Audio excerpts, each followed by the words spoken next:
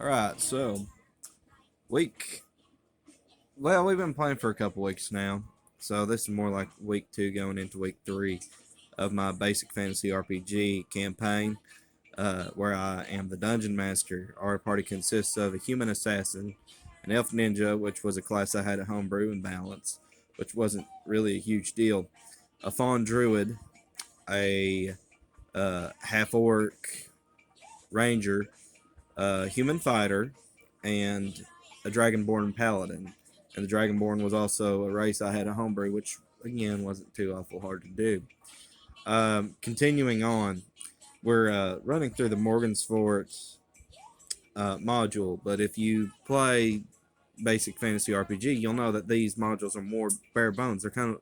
They're supposed to be easy to fit into whatever world or campaign you happen to be running at the time.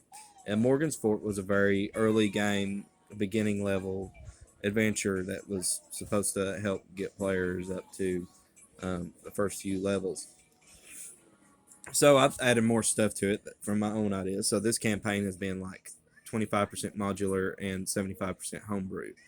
And one of the dungeons I homebrewed, they happened to choose first, which I was a big fan of because I was curious as to what their reactions would be. So the funny thing is, I've been talking about it at work. A couple guys had some interest in it, which was cool. And as I had interest in it, they as I had interest in it, they were like they're kind of rooting for the players, but they're also like, oh, did I hit this yet? Did I hit yet that? Yeah, no, keeping people updated. I've got littles next to me, but anyway, so this particular dungeon is a mansion. It's a single story mansion with another floor below that, and the players have gone there because Father Thalbane from the Chapel of Quarrel of the Reformed Church of Ta has asked them to partake in a rescue mission. His acolyte Garvin, who is kind of like uh, his next in line to become the overseer of this particular chapel, has gone missing. He's been gone for a year, and the guards are afraid of this particular orc slaver that's running wild, in addition to defending themselves against the normal humanoid monster incursions trying to break into their city of Morgansfort, their little settlement. And so they've focused all their soldiers on defense rather than offense. And so they're just trying to make sure that they don't lose people, that um, they don't lose the settlement. So they can't go to this mansion. And Father Felbane explains most explorers don't even bother coming to a place of worship. So he asks the adventurers, our little party, to go to this mansion. He gives them directions because his acolyte made a work order because Father Thelbane is a very uh, book-minded individual. He keeps records and ledgers of everything the church does, all the money that comes in, all the money that goes out, what they donate, what they use for building and maintaining the church, what they do for building and maintaining the town, and certain services they do, certain rituals they do. And of course, this acolyte has gone for a house blessing, and he's vanished with this individual that gave his name as Tobin. But the only description they have is he's a guy that looks around the same age as Garvin, kind of youngish man, probably about early to mid 20s, and he wears a black robe with, I think I said purple trim. I will double check my notes on that because I don't have them in front of me right now. So they made it to this mansion, and the funny thing is, I put two entrances there because the thing with players is, and something that if you're going to look into becoming a DM, players love choice, and so you want to give them choices, and so they have a choice to go through this main entrance or this side entrance. Okay, so the main entrance was uh, had a broken door. It's swinging in the wind. It's very cold out. It's close to the sea, by the way, and it's got these strange stone cutting angles to it. It's very strange and weird. It's not something they've seen before. our half orc ranger, who is played by my younger brother, by the way, he finds tracks and he circles around towards the north of the house and he doesn't know it yet, but he's found the second entrance. Because the tracks disappear there, he doesn't hear anything inside because, of course, there's nothing moving around yet. So they go in and the skeletons begin to form, but they haven't noticed anybody yet because the paladin he's checking for traps. Like, he's very trap minded and he's checking for traps. He doesn't find traps. He threw a stone and it triggered a magical light to come on, and all it does is light the place. It's a blue magical light, and this is what essentially awakens skeletons. Now, what the next part is really funny, because outside the game, I had explained to the player, because I was talking about what his class is capable of. I said, yeah, at level 2, you get the ability to turn the undead. Clerics get it at level 1, but a paladin is like a fighter cleric hybrid, so they gave those abilities about half the speed, but they're defensive tanks, right? So he thinks he can turn undead, so he produces his holy symbol of Ptah and screams at the skeletons. It surprises the skeletons, but that's it, because he doesn't have turn undead yet. So after a little bit of battle, they start making their way through the mansion, and they're kind of winding and going this way and that way. Not a whole lot of twists and turns. They think there is, but it's really not. Like, once you see it from far away, you're like, oh, that actually makes sense. It's not just random, right? So they come up, and I think the first room, besides the entranceway they came to, was the living room, and they found a note saying, this has gone too far, and stuff like that. So I left notes, and they still don't know who wrote these notes, by the way. So I'm not going to spoil that here. They start going over they look to the right, there's a door. They instead choose to go to the left. So they go to the left. There's this big square area, and they don't know what it's for. It's just this big square area. There's a few things kind of laying around, but nothing of importance. And as they're circling around, they find, excuse me, they find 2 rooms. The room up to the north is the dungeon cells. The door's locked. To the south is the jailer office, where the jailer keys are. Well, our human fighter loves to smash things. So I didn't prepare for that, but I was like, you know what? Yeah, roll for it. She's played by a dude, but he rolls a nat 20. He succeeds. He busts down this braced wooden door that's locked, and he makes his way. Yeah, and he makes it, and they all go in. There's 6 cells, and each have skeletons in it, and they're just kind of pondering. They're just kind of talking this way and that way. They're like, "What's going on here?" And they're like, "The Acolyte's not in here because these have been here for a while." They are correct. They've been there for a while. Then a voice speaks, and I've been using the translator for certain languages to throw in the game. So the 6 skeletons arise, and they come to life. And I didn't think this far ahead. I should have put something in there that would have let them out, but I didn't. So I was like, oh, this could have been a cool thing. All right, so I rolled. What I was counting on was counting on them going to the jailer room first, getting the keys, opening the doors to look for stuff, and oh no, they're getting attacked. That's not what happened. So the skeletons can't break the metal bars. None of them roll a nat 20, which is what they needed. And I was like, okay, well, y'all just leave then.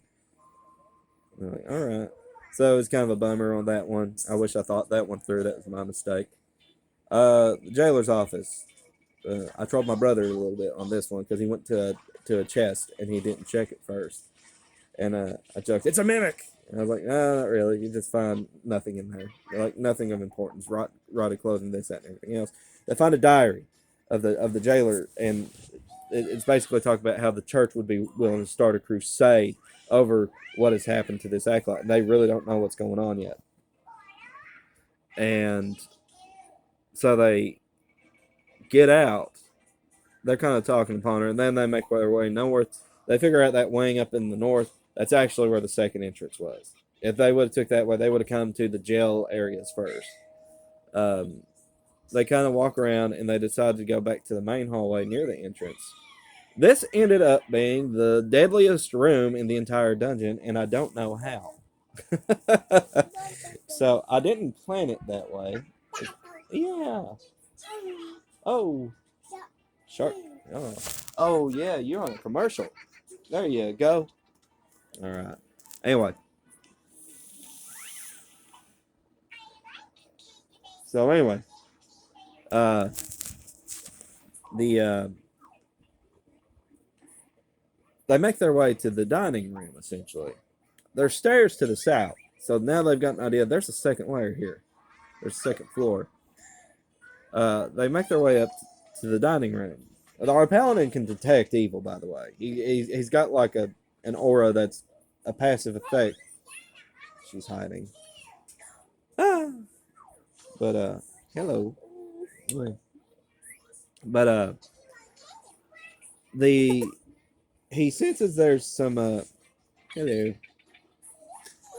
Hello. But he senses there's some evil there. Like he knows there's skeletons and stuff kind of going around. Hello.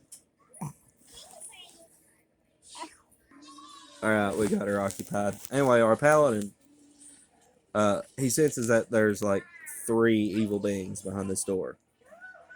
So he opens the door super quick, and 2 of the skeletons that were up against the door, and they smash into the table that's behind them.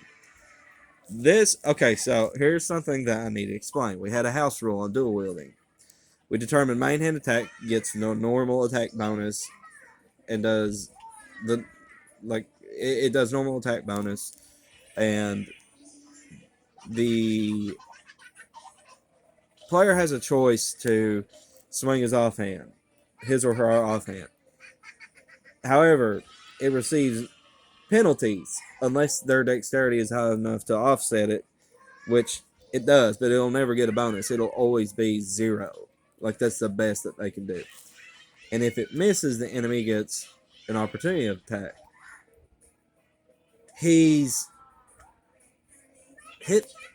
got a good habit of missing with his main hand, but hitting with his offhand. He misses with both. Okay. Not a big deal. The skeleton sees he's off balance and goes for it. This is where it gets deadly, because the skeleton, in response, because the skeleton's not very strong, it only has a few HP. It rolls a nat 20. The skeleton rolls a d6 for its damage. It gets 2d6 for a crit. So a maximum potential of 12, a minimum potential of 2. Anywhere from 2 to 12. Our ranger only has 9 HP. There's no death saves in this game. If they die, they're dead. They can choose to be resurrected if they wish. I think a few of them have looked up the rules on that in the back. It's fine. It's not off limits behind what happens with resurrection and all that. But a lot of them have started to realize I should probably make a backup character. Because I explained to them, this is probably going to be hard. One of you will probably die very early on. They almost went shopping for a new ranger because that skeleton rolled a d6, got a result of 6, and another d6, got a result of 2. So that's 8. Ranger has 9 HP. He lives barely. And they're essentially able to finish it off. The paladin and the druid, we also house ruled that their cantrips are unlimited, but with healing, they have to wait 1 hour of in-game time for it to reset. So they could use it as many times as they want in the day, but it has a cooldown period. So they heal him up to 5. Not great, not terrible. This is the funny part, because then they move on to the study room. What's going to be the study room? And it's got this large ornate red door with a dragon, golden dragon going around the edge. It's got big golden knockers and pure diamond handles. Very expensive door. Very special door. Now, in the kitchen, the druid had found a spare key. There was actually nothing there originally, but she rolled really good on her searching, and I was like, the thing is, you don't need to always reward your players, but I like to reward my players for whenever they roll good. So I rewarded her with a spare key that originally wasn't there, but she has it now. Now, they haven't found the first key, by the way, so she just found the key earlier, essentially. I never said this door was locked, by the way. So, because of their history, they didn't try the knob first. They just assumed it was locked. A few of them were ready to go ahead and tell the fighter bust through this door, which wouldn't have worked. A bunch of them were talking to the assassin because he has thieves' tools. The ninja doesn't yet. He needs to buy some. But talk to the assassin. Take the lock. He didn't get to roll that yet because we play over Discord by play-by-post, so he was away. He was asleep. So we were slowing down the action quite a bit at this point at the door, which wouldn't have worked anyway, because all he would have said was this door's not locked. The paladin comes back from being AFK. I knock on the door with the golden knockers. It had a magic lock on it, and the knockers was the trigger for it. And it opens. They go into what is my favorite room of the dungeon. This is the study room. On the desk there is a book, which I don't know what's in it yet. So, because no one can read magic. There's shelves of books that are, even though they're ancient and beat up and everything, they're not covered in dust. It's almost like this room is being magically preserved, right? And then there's a cauldron in the southeast corner. The druid takes a look at the book. She's afraid to touch it, so she just looks for writing materials and she writes everything down. And she tries to copy it so that she can. The paladin eventually takes this book later, but the only thing she could read is at the last page. The last entry says, "My hatred will be reborn." So I'm setting something up. The cauldron in the southeast corner. I thought this was a cool idea at the time, and I had this big script. I was expecting the players to interact with it more than what they did. Inside the cauldron is just clear black water, and at the bottom is 2 crystals. They haven't determined what's in these crystals yet. These crystals are special. They're currently doing that right now, and we'll get to that here in a moment. The cauldron is talking to them, and the cauldron says something to the effect of, "Children of Oblivion, come to visit me. I hope my hosts have been courteous or treated you well." And the paladin, who is a holy warrior, and even though we're not playing alignment systems, sort of, we kind of are, but kind of not. I'm determining what's evil in this game. Anything that wants to actively murder other things is evil, and so these skeletons and these almost let something slip. These skeletons and stuff are evil so far.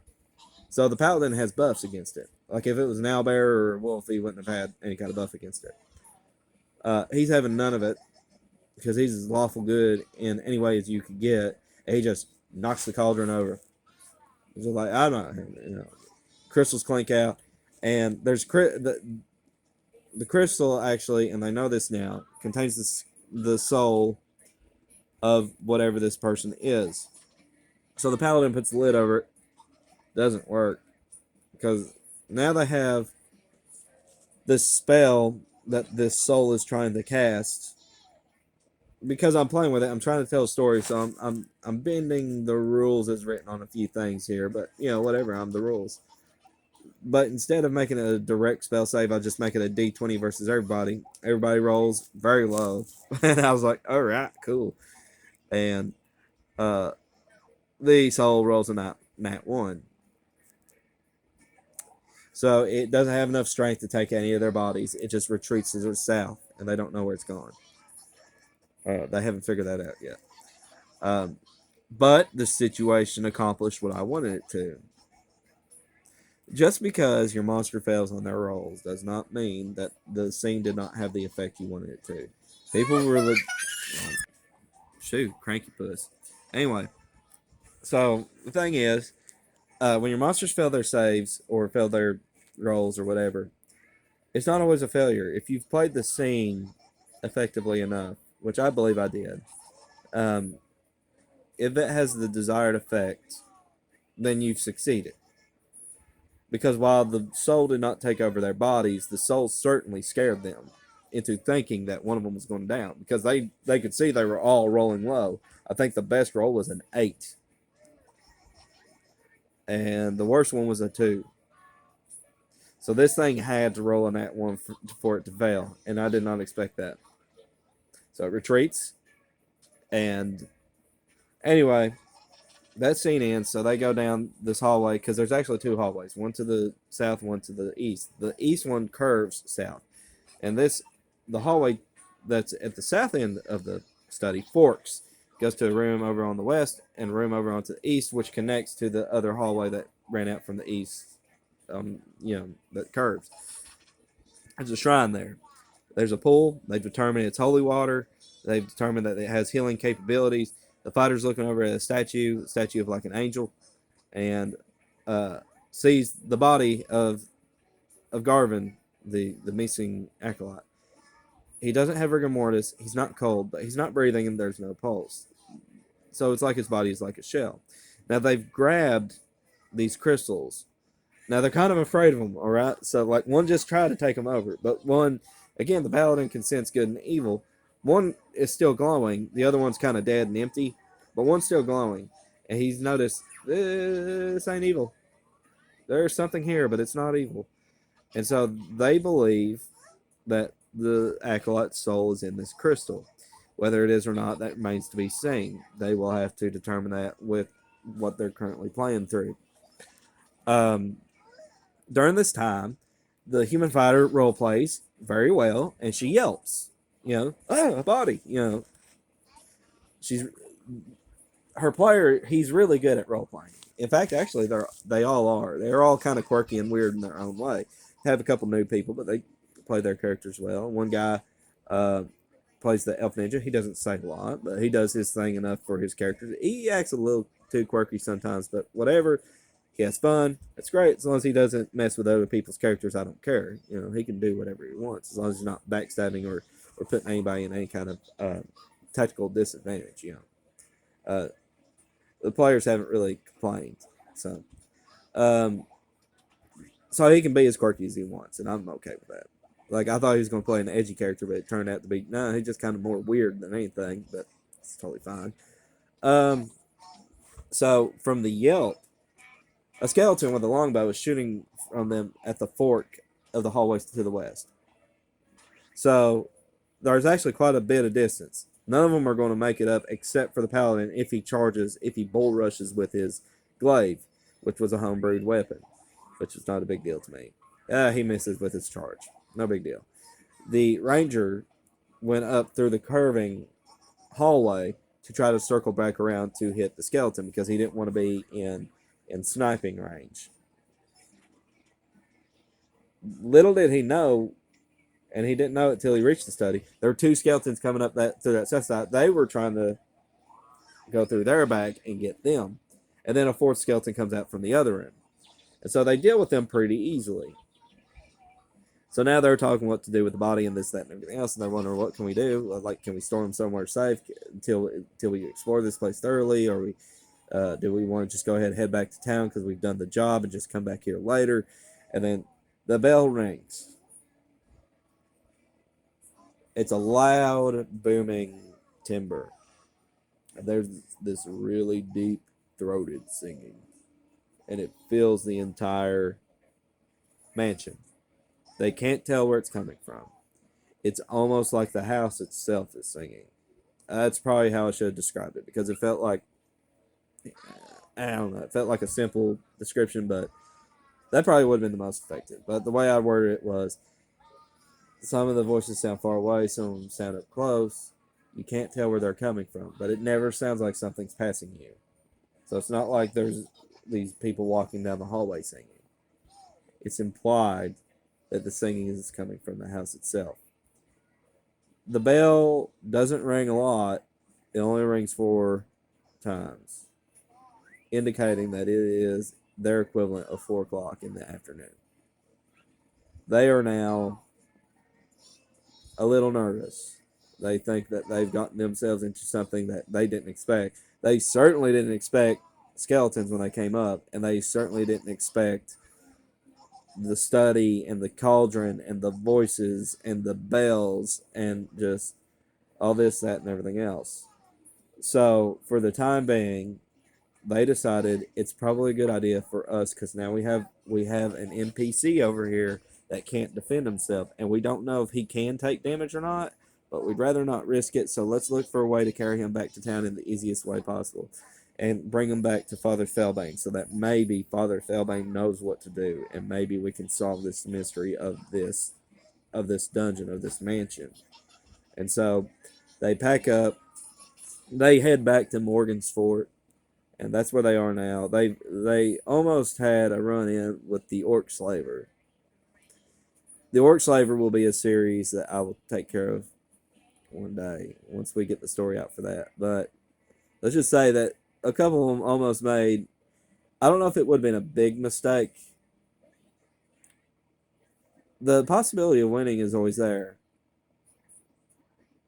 but it's never guaranteed now, is it? The dice don't determine fate. Dice don't care about fate. The dice determine randomness and chaos. Is it possible for them to hit nat 20s on everything they roll? Absolutely. Is it possible for Thundertusk, the Orc Slaver, the Demon of Darkfur Forest, the Marauder, the Bone Collector, is it possible for him to roll nothing but nat 1s? Absolutely. Is it probable, though? And as I told them, because they made the right decision in avoiding this guy, he's not alone. He's like a warlord in some ways.